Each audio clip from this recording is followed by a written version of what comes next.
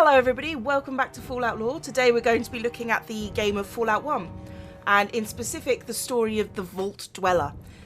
In most of the Fallout games, the Vault Dweller is like a mythical character to most people in the Wastelands because a lot of them can't actually believe that someone who was brought up in the cushy life of the Vault ended up saving the world. They attribute the character to a liar or a combination of people that has been mixed up into one, and not in a freaky genetic experiment kind of way. We don't have a lot of information aside from the original Fallout games, but we do also have the Vault Dweller's memoirs to base our knowledge off of, and that's considered canon in the Fallout universe. So the Vault Dweller was raised communally in Vault 13. He was in a creche with all the other children, and he had a robot nanny just like all the other children, and there was no particular parental figure, as it were. Vault 13 that the Vault Dweller grew up in started to have problems with its water purification chip. Now, as you can imagine, that is the chip that was designed to create fresh, clean drinking water, and as you can imagine, in a society that lives entirely underground without access to the outside, fresh, clean water was at a premium. Unfortunately, most of their spares had decayed and disintegrated over the years, and they were stuck without any kind of replacement whilst this chip was failing. And of course, without it, the vault is doomed. So the Overseer drew together all the young people that could maybe survive the wastes outside and had them draw straws.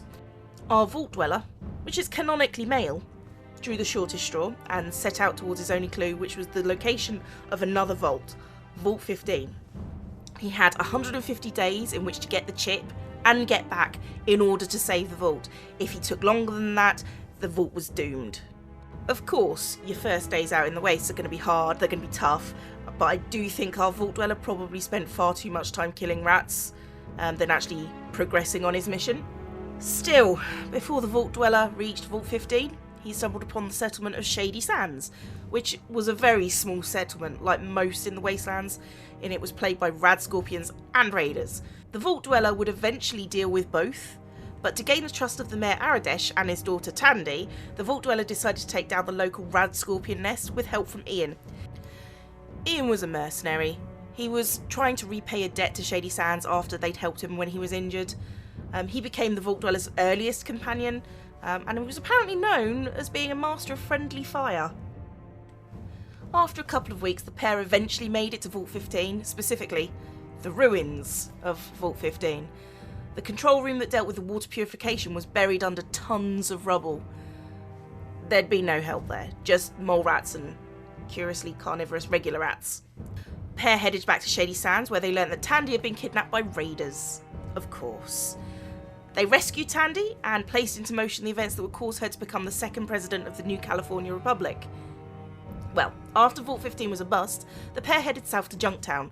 Junktown was a small town, and it had an ongoing battle between the law-abiding Mayor Killian Darkwater and a seedy casino owner called Gizmo. Trustworthy name there. The Vault Dweller claims his memories are hazy about what happened in Junktown, but it could have gone one of two ways. Either Gizmo died or Killian died, and the Vault Dweller was instrumental in either. However, the Vault Dweller's memoirs focus solely on the discovery of his most faithful friend and companion throughout the whole of the game, Dogmeat. The Vault Dweller and his companions travelled onwards towards the hub, one of the largest cities in the area. Once there, the Vault Dweller made one of the biggest mistakes of his journey.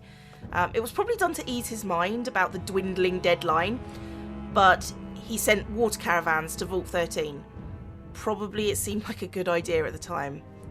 Took a long while to figure out that it wasn't. After a rather depressing visit to the hub, the Vault Dweller learnt about a city of ghouls, aptly named Necropolis. Necropolis was a ghoul city that was based out of the old Vault 12. Vault 12 had doors that didn't close properly, leaving all the inhabitants exposed to just enough radiation to start the process of ghoulification. By the time the Vault Dweller got there, 3 groups of mutants had settled in the city. A group of super mutants around the valuable watershed, a group of ghouls that lived underground, and a group that lived above ground, led by a ghoul called Set. Set didn't like the super mutants, and had no qualms about asking the Vault Dweller to take them out. The Vault Dweller eventually made it into the watersheds, dealing with ghouls and super mutants and, again, those strangely carnivorous rats. and he found possibly the last remaining water chip in the entire wastes. Naturally, the Vault Dweller immediately headed straight for home, and the Overseer welcomed him into Vault 13 as a hero. He was obviously desperate to hear his story. Turns out the Vault Dweller's actions out in the waste had put his home in more trouble than the simple loss of water had. In fact, the water caravans that he'd sent out of desperation had pointed the super mutant army right at this vault of unsullied humanity, one of the only remaining bastions of unsullied humanity in the entire wastes. The Overseer figured out that the amount of super mutants in the area meant that they had to have been created rather than born, and the Vault Dweller was again asked to go out into the waste and solve the problem that he had caused. Of course, the Vault Dweller didn't have a clue, so he ended up hunting around in the hub. Eventually, he helped a member of the Brotherhood of Steel, and, hoping that they had the answers he sought, he travelled to the Lost Hills bunker to join up with the Brotherhood. The Brotherhood of Steel is really insular, and they treat all outsiders as a joke. So, they sent him on a dangerous mission designed to deter outsiders from seeking membership. They sent him to the Glow. The Glow, for those of you that don't know, is what we call the bombed out ruins of the West-tec research facility, called the Glow because of the large amounts of radiation. It gives you a warm, healthy glow inside. Yeah. But the Vault Dweller survived the Glow, surprising the Brotherhood and becoming the first outsider to join up in decades. The Brotherhood then gave the Vault Dweller the information he needed, sending him off to find the Boneyard and, ultimately, the Master. The Boneyard was the ruins of old LA.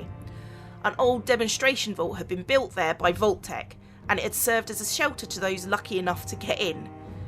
However, the Master had also heard of this vault. He brought his super mutant army up from the Mariposa military base, conquering the vault and setting up his base of operations there.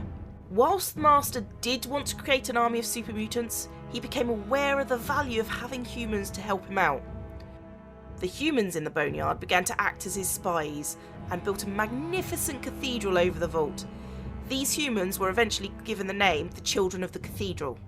The Vault Dweller eventually found the cathedral and, seeking to blend in, stole a robe from a corpse and began to explore. As the Vault Dweller descended lower and lower into the old vault-tec vault, he encountered something that was quite disturbing. He encountered the Master. Now, by this point, the Master was a creature composed of many people and personalities, at least 4 that we know of, and he was linked to machines, and to put it bluntly, he was an amorphous monster. The Master wanted to create what was called the Unity, and he wanted the Vault Dweller to join his super mutant master race. So what shall it be? Do you join the Unity, or do you die here? Join. Die! Join. Die! The Master proposed that the Unity, comprised entirely of super mutants, were the best way to deal with the wastes, because super mutants were immune to radiation. The Vault Dweller had discovered quite recently that super mutants were sterile, and as such, the Unity could only ever be a fraud. But it cannot be. This would mean that All my work. has been for nothing. Everything that I've tried to a failure. It can't be.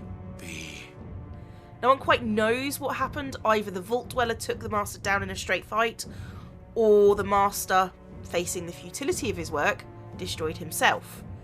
Suffice to say, the Vault Dweller escaped the destruction of the cathedral, however it started. The Vault Dweller returned to Vault 13, expecting a hero's welcome. He was met at the door by the Overseer. You've done it. That's wonderful, amazing. I'm so proud of what you've accomplished, what you've endured. There's no way that people of the Vault can ever thank you enough for what you've done. You've saved all our lives. Who knows? Maybe even saved the human race. Imps. That makes the rest of this even harder. Everyone will want to talk to you. Every youngster will look up to you and want to emulate you. And then what? They'll want to leave. What happens to the vault if we lose the best of a generation? What if we are the only safe place in the world? You just gave us back all these lives.